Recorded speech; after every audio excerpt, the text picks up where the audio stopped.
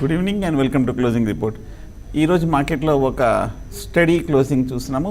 Market ఇవాళ చూస్తే కనుక 77 పాయింట్ల లాభంతో 11,100 పైన క్లోజ్ అయింది. మార్కెట్ ఇవాళ చూస్తే కనుక హైలో ఇంచుమించు 11,180 లెవెల్స్ వరకు వెళ్ళి తర్వాత ఒక రియాక్షన్ తోటి మార్కెట్ కొంచెం పాజిటివ్గా క్లోజ్ అవడానికి మేనేజ్ చేసింది. But on the whole market చూస్తే కనుక ఇవాళ నిన్న రికవరీ వచ్చినప్పటికీ షార్ట్ టర్మ్లో చూస్తే కనుక ఒక స్వల్ప రికవరీ, కానీ మనకి పొజిషన్కి వీక్లీ చార్ట్ అనేది మోస్ట్ ఇంపార్టెంట్. వీక్లీ చార్ట్ బట్టి మనకి షార్ట్ టర్మ్లో రివర్స్ అయిందా లేదా అనేది మనకు అర్థమవుతుంది. వీక్లీ చార్ట్లో చూస్తే కనుక గత 6-7 వారాలుగా మనకి ఒక డౌన్ సైడ్ ట్రెండ్ తర్వాత మార్కెట్లో ఇవాళ ఒక రివర్సల్ చూస్తున్నాము వీక్లీ చార్ట్, వీక్లీ బార్ ప్రకారం. కానీ ఆ రివర్సల్ చూస్తే కనుక పెద్ద స్ట్రాంగ్గా కనిపించట్లేదు.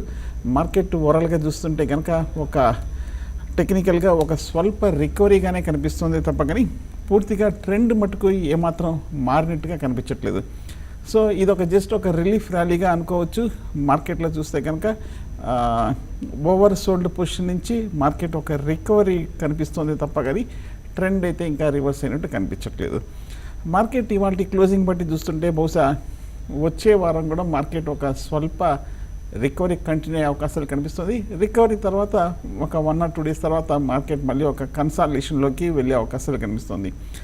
నిన్న మార్కెట్ పెరగడానికి ప్రధానమైన కారణం చూస్తే కనుక ఎఫ్ఐస్ మీద ట్యాక్స్ కొంచెం తగ్గిస్తారన్న ఎక్స్పెక్టేషన్స్ తోటి ఒక స్పెక్యులేటివ్ బయింగ్, ఒక షార్ట్ కవరింగ్ తోటి మార్కెట్ పెరిగింది.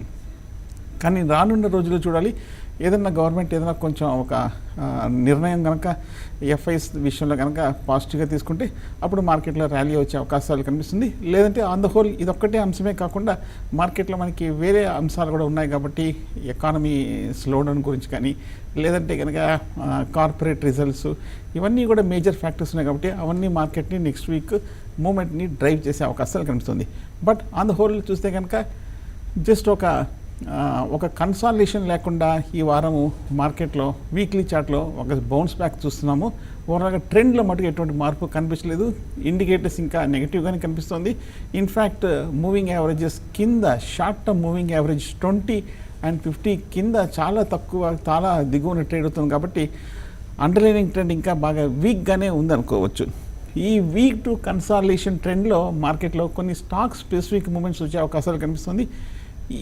ఎటువంటి స్టాక్స్ జనరల్గా పెరుగుతాయంటే ఈ లాస్ట్ కపుల్ ఆఫ్ వీక్స్లో ఏ స్టాక్స్ అయితే తక్కువ కరెక్షన్ పూర్తి చేసుకున్నాయో, ఈ లాస్ట్ కపుల్ ఆఫ్ వీక్స్లో మార్కెట్ రియాక్షన్లో ఏ స్టాక్స్ అయితే కన్సాలిడేషన్లోకి వెళ్ళాయో, అలాగే మూడో అంశము మార్కెట్లో ఏ స్టాక్ అయితే ఫస్ట్ ఒక రివర్సల్ కనిపించిందో మార్కెట్ పెరగకముందే అటువంటి స్టాక్స్ జనరల్గా స్ట్రాంగ్ గెయినర్స్, స్ట్రాంగ్ రిటర్న్స్ అని ఇవ్వడం మనం చూస్తున్నాము.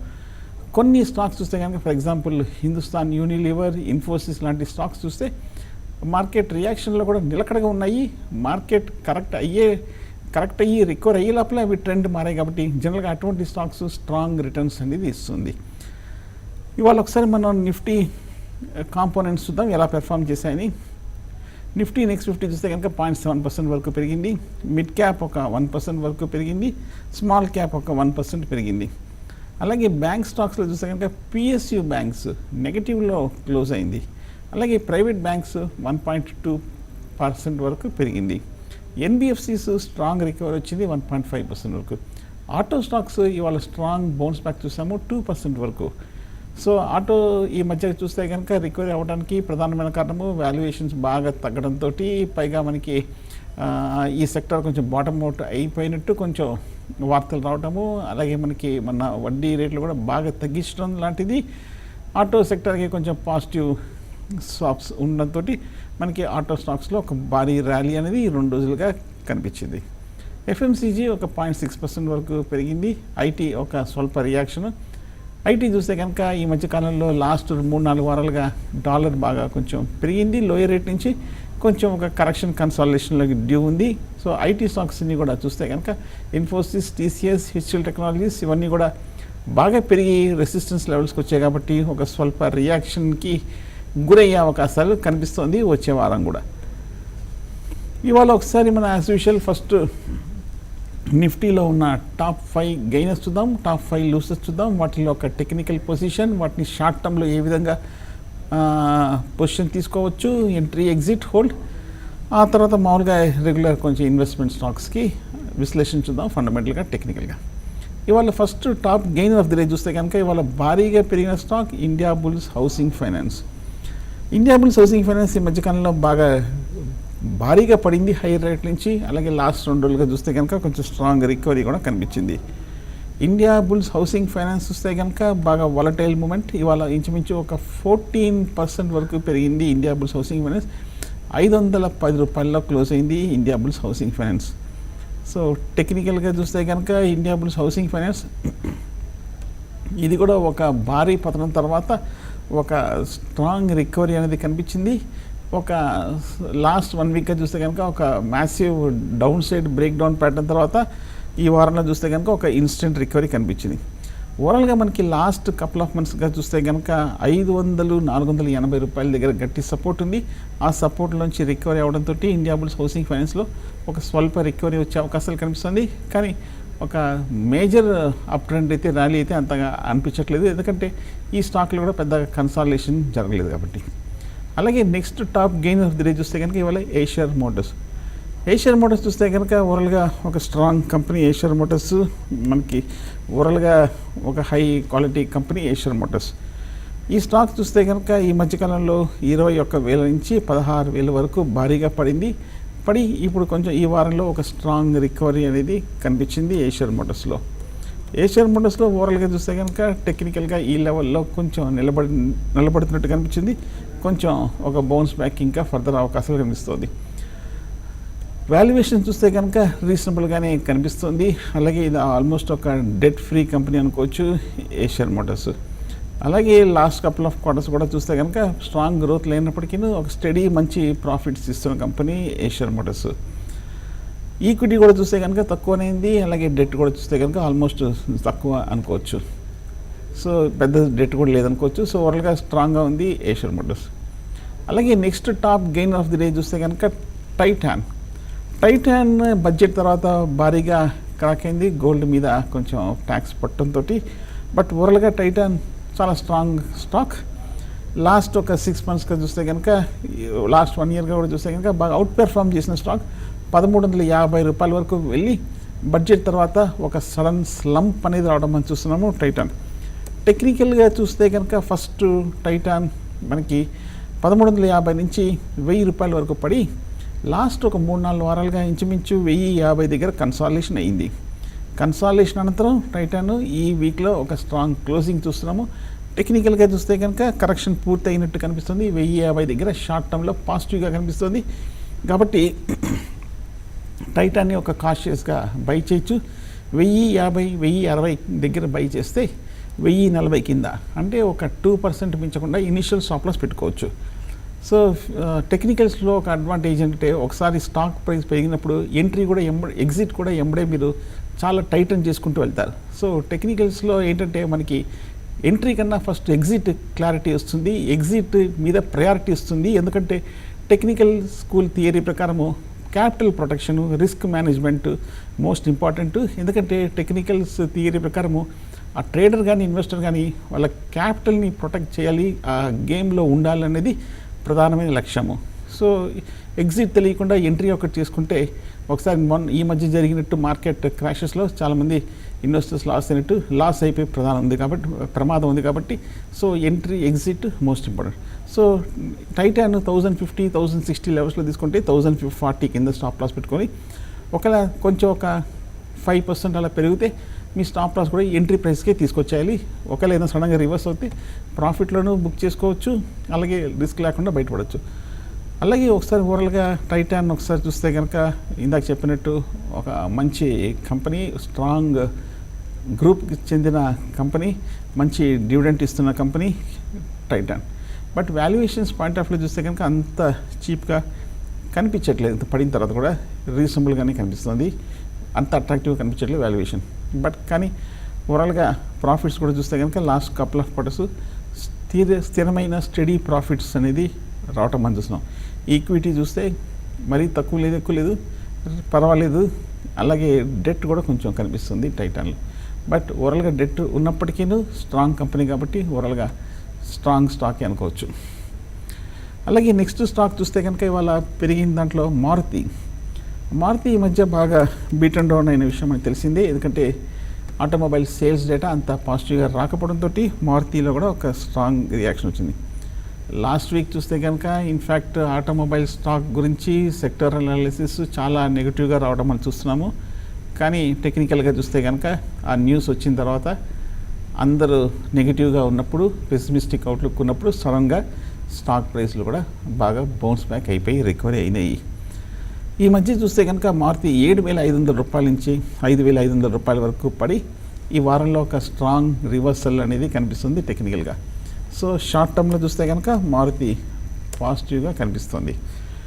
వాల్యుయేషన్ చూస్తే కనుక ఇంత పడిన తర్వాత చీప్గా కనిపించలేదు, రీజనబుల్గానే కనిపిస్తుంది. అంటే ఇంత క్రితం పెరిగినప్పుడు ఓవర్ వాల్యూ అయిపోయినట్టుంది. హైలీ ఎక్స్పెన్సివ్ స్టాక్ అయినప్పటికీ అందరూ పాజిటివ్గా చెప్పడంతో హెవీగా లాంగ్ పొజిషన్స్ తీసుకోవడం వల్ల ఈ స్టాక్లో ఒక డీప్ రియాక్షన్ వచ్చింది.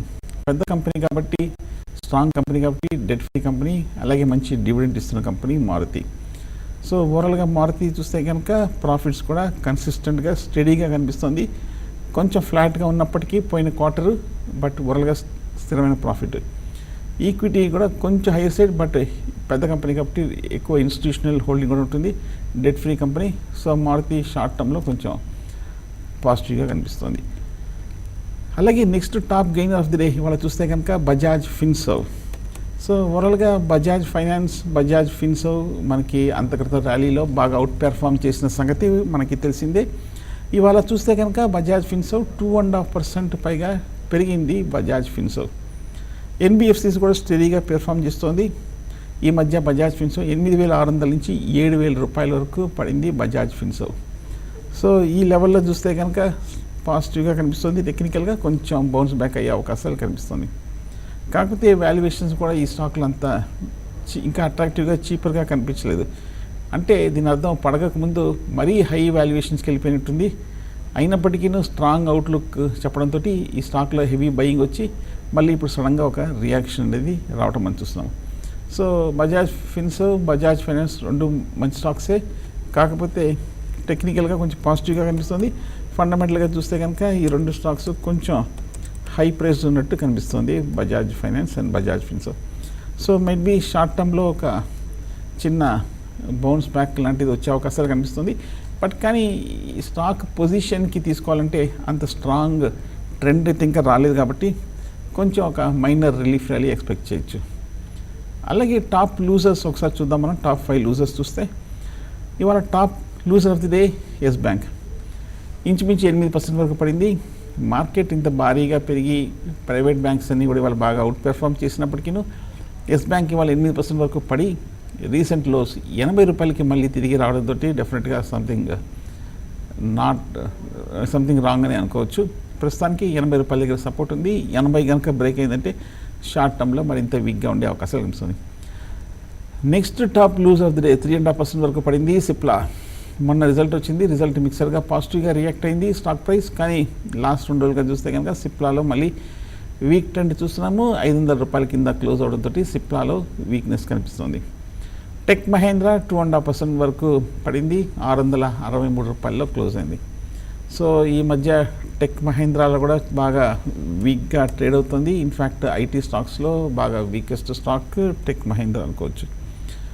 850 రూపాయల నుంచి 600 రూపాయల వరకు పడి వారాంతరపు చార్ట్ చూస్తే కనుక కొంచెం కాషియస్గానే క్లోజ్ అయింది టెక్ మహేంద్ర. హిండాల్కో మెటల్ స్టాక్ 180 రూపాయల కింద క్లోజ్ అయింది. 2.2% పడింది. 177 రూపాయల్లో క్లోజ్ అయింది. వీక్గా ఉన్న స్టాక్ అవాయిడ్ చేయొచ్చు. కోల్ ఇండియా బాగా వీక్ స్టాక్ అనుకోవచ్చు. ఈ మధ్యకాలంలో బాగా పడుతూ 207 రూపాయల్లో క్లోజ్ అయింది. 2% పైగా నష్టపోయింది కోల్ ఇండియా. అది కూడా బాగా వీక్గా ఉంది కాబట్టి అవాయిడ్ చేయొచ్చు. అలాగే ఒకసారి మన top gainers of the day ఇవాళ చూస్తే కనుక నౌకార్ కార్పొరేషన్ 16.5% వరకు పెరిగింది. నౌకార్ కార్పొరేషన్ నిన్న కూడా చూస్తున్నాము. నౌకార్ కార్పొరేషన్లో హెక్టిక్ యాక్టివిటీ, హెక్టిక్ వాల్యూమ్ అనేది కనిపించింది. బాగా పెరిగింది కూడా. 65 రూపాయల నుంచి 20 రూపాయల వరకు పడిన నౌకార్ ఈ వారంలో ఒక స్ట్రాంగ్ మూమెంట్ అనేది కనిపించింది. ఫండమెంటల్గా చూస్తే కనుక బేసికల్గా ఇదొక లాజిస్టిక్స్ సంబంధించిన కంపెనీ, కంటైనర్ సంబంధించిన కంపెనీ. వాల్యుయేషన్స్ చూస్తే కనుక బాగా తక్కువగానే కనిపిస్తుంది.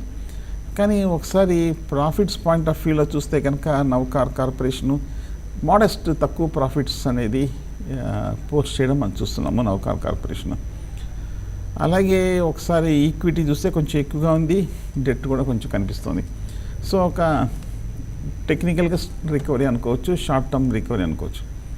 అలాగే next top gain of the day వాళ్ళు చూస్తే కనుక ఎండ్యూరెన్స్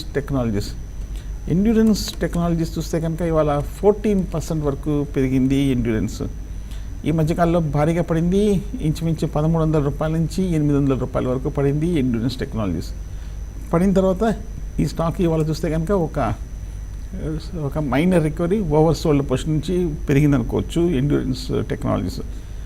ఓవరాల్గా ఎండ్యూరెన్స్ టెక్నాలజీస్ చూస్తే కనుక ఒకసారి ఈ సెగ్మెంట్లో రీజనబుల్ వాల్యుయేషన్నే కనిపిస్తోంది. అలాగే రిజల్ట్స్ కూడా చూస్తే కనుక, ప్రాఫిట్స్ కూడా చూస్తే కనుక బాగా స్థిరమైన ప్రాఫిట్స్ ఇస్తున్న కంపెనీ, మంచి స్ట్రాంగ్ రిజల్ట్స్ పోస్ట్ చేస్తున్న కంపెనీ ఎండ్యూరెన్స్ టెక్నాలజీస్. ఈక్విటీ కొంచెం స్లైట్లా హయ్యర్ సైడ్ కనిపిస్తుంది, అలాగే డెట్ కూడా కొంచెం కనిపిస్తుంది ఈ auto related company Endurance Technologies. అలాగే next top gain of the చూస్తే కనుక ఫ్యూచర్ కన్స్యూమర్. ఇవాళ 13.5% వరకు పెరిగింది ఈ ఫ్యూచర్ కన్స్యూమర్. 32 రూపాయల్లో క్లోజ్ అయింది ఫ్యూచర్ కన్స్యూమర్. ఓవరాల్గా ఫ్యూచర్ కన్స్యూమర్ చూస్తే కనుక ఈ మధ్య పెద్ద న్యూస్లో కనిపించలేదు. 50 రూపాయల నుంచి ఇంచుమించు సగం వరకు పడిపోయింది, 25 రూపాయలకు వచ్చింది ఫ్యూచర్ కన్స్యూమర్. ఈ స్టాక్ కూడా చూస్తే కనుక మిగతా స్టాక్స్ లాగే ఇది కూడా ఒక భారీ పతనం తర్వాత మిగతా స్టాక్ ఇది కూడా ఒక రికవరీ అనేది కనిపించింది. బేసికల్గా మనకి ఎఫ్ఎంసీజీకి సంబంధించిన ఈ ఫ్యూచర్ కన్స్యూమర్ చూస్తే కనుక ఒకసారి ఫండమెంటల్గా చెక్ చేస్తే ఎలా ఉందని మిగతా రిజల్ట్స్ పోలిస్తే రిజల్ట్స్ చూస్తే అంత స్ట్రాంగ్గా కనిపించట్లేదు. సో ఫండమెంటల్ చూస్తే కనుక అంత గొప్పగా ఉన్నట్టు కనిపించట్లేదు. ఈక్విటీ కూడా చూస్తే కనుక హెవీగా ఉంది, డెట్ కూడా ఉంది. సో ఫ్యూచర్ కన్స్యూమర్ని అవాయిడ్ చేయొచ్చు. అలాగే ఒకసారి స్టాక్ చూస్తే కనుక నెక్స్ట్ పెరిగిన స్టాక్ చూస్తే దీపక్ ఫెర్టిలైజర్స్. ఇవాళ 11% వరకు పెరిగింది దీపక్ ఫెర్టిలైజర్స్ గురించి మనం తరచూ వింటున్నాము. ఇదొక మంచి స్టాక్ అని. ఫెర్టిలైజర్ రంగంలో దీపక్ ఫెర్టిలైజర్స్ రీజనబుల్ పెర్ఫార్మెన్సే చూస్తున్నాం. 160 రూపాయల నుంచి ఇంచుమించు 80 రూపాయల వరకు సగం పడిపోయింది దీపక్ ఫెర్టిలైజర్స్. ఒకసారి చూస్తే కనుక టెక్నికల్గా ఈ లెవెల్లో పెద్దగా డౌన్ సైడ్ రిస్క్ ఉన్నట్టు కనిపించట్లేదు. ఈ లెవెల్లో చూస్తే కనుక ఫండమెంటల్గా కూడా రీజనబుల్ వాల్యుయేషన్సే కనిపిస్తుంది, అట్రాక్టివ్గా కనిపిస్తుంది. మంచి డివిడెండ్ ఇస్తున్న ఒక మంచి కంపెనీ దీపక్ ఫెర్టిలైజర్స్.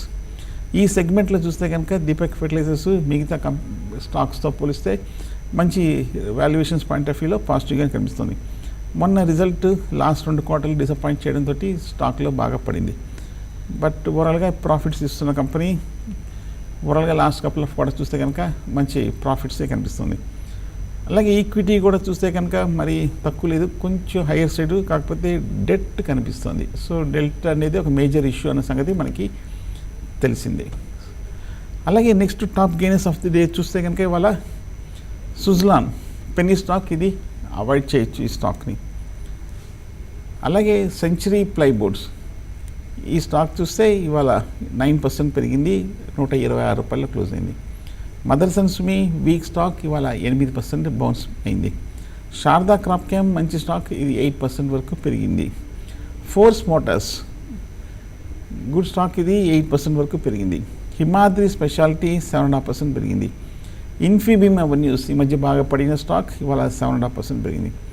గాడ్రేజ్ అగ్రవేట్స్ 7% పెరిగింది. IIFL Holdings, JM Financial, MNF Financials, TTK Prestige, GETND, Hatsun Agro, Vinati Organics ఇవన్నీ కూడా యావరేజ్గా 5 to 6% వరకు పెరిగిన స్టాక్. ఇక పడిన స్టాక్స్లో చూస్తే కనుక ఎన్బిసిసి బాగా వీక్గా కనిపిస్తుంది, 12.5% పైగా పడింది. జాగ్రన్ ప్రకాశన్ 8% పడింది. రెడింగ్టన్ ఇండియా గుడ్ స్టాక్, ఇది ఒక 7% పడింది. జమునా ఆటో ఓకే స్టాక్, ఇది ఒక 7% పడింది. టైమ్ టెక్నోప్లాస్ట్, ఇది ఒక 5.5% పై పడింది. కాఫీ డే కంటిన్యూస్గా పడుతుంది, ఇవాళ 5% పడింది. కాక్స్ అండ్ కిక్స్ బాగా వీక్ అయిపోయిన స్టాక్, 5% వరకు పడింది. Take Solutions, Vodafone Idea, Page Industries, IndoStar Capital, Mahanagar Gas, Balrampur Chini, Corporate Universal, Ashok Buildcon, Cipla, ICICI Lombard ఇవన్నీ కూడా యావరేజ్గా ఒక 3 to 3.5% వరకు పడింది. ఇవన్నీ బాగా వీక్గా కనిపిస్తున్నాయి. సో ప్రస్తుతానికి మార్కెట్ గురించి చెప్పాలంటే ఫైనల్గా ఈ వారంలో ఒక టెక్నికల్ బౌన్స్ బ్యాక్ కనిపించింది. ఈ టెక్నికల్ బౌన్స్ బ్యాక్లో పెద్ద ట్రెండ్ అప్ సైడ్ రివర్స్ అయినట్టు కనిపించట్లేదు. ఓవరాల్ ట్రెండ్, మేజర్ ట్రెండ్ డౌన్లోనే ఉంది. ఇంకా మార్కెట్ కనుక అప్ సైడ్ బుల్లిష్ వెళ్ళాలంటే మరింత కన్సాలిడేషన్ రావాలి. వచ్చే వారం కూడా మార్కెట్ కన్సాలిడేషన్లోకి వెళ్ళే అవకాశాలు కనిపిస్తుంది. ఇవాళ నుంచి ఈ వారం స్ట్రాంగ్ బౌన్స్ బ్యాక్ వచ్చింది కాబట్టి వచ్చే వారం కొంచెం హయ్యర్ సైడ్ టు కన్సాలిడేషన్లోకి వెళ్ళే అవకాశాలు కనిపిస్తుంది. వాలటైలిటీ కొంచెం సర్దుబాటులోకి వెళ్ళే అవకాశాలు కనిపిస్తుంది. వచ్చే వారం మార్కెట్ కొంచెం స్టెబిలైజింగ్ ట్రెండ్లో ఉండే అవకాశాలు కనిపిస్తుంది. వచ్చే వారం కూడా మార్కెట్ ఒక న్యూట్రల్ జోన్లో ఉండే అవకాశాలు కనిపిస్తుంది.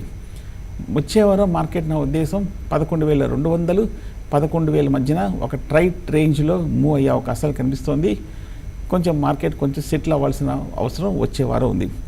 కాబట్టి ఎక్స్ట్రీమ్ స్వింగ్ ట్రేడర్స్ అంటే 1 day to 5 days ట్రేడర్స్కి కొంచెం ఫ్రంట్ లైన్ స్టాక్స్లో ఇది ఒక చిన్న ట్రేడింగ్ ఆపర్చునిటీ, లోయర్ రేట్లో తీసుకొని కొంచెం హైయర్ రేట్లో అమ్ముకోవడానికి. కానీ పొజిషన్ ట్రేడర్స్కి అంటే 1 week to 4 weeks కానీ 1 week to 2 monthsకి పొజిషన్ ట్రేడింగ్ అని short term investment point of వ్యూలోకి ఇంకా ఫేవరబుల్ సిచ్యువేషన్ రాలేదనుకోవచ్చు. ఒకవేళ ఈ వారం వీక్లీ చార్ట్లో బాగా పెరిగి వచ్చే వారం కూడా మార్కెట్ కొంచెం కన్సాలిడేషన్ తర్వాత స్ట్రాంగ్గా 11,000 పైన కనుక క్లోజ్ అవుతే అప్పుడు వచ్చే వారము షార్ట్ టర్మ్లో బై పొజిషన్ కన్సిడర్ చేయొచ్చు, ఫ్యూచర్స్ కానీ షార్ట్ టర్మ్ ఇన్వెస్ట్మెంట్ ట్రేడర్స్ కానీ ఇన్వెస్టర్లు కానీ.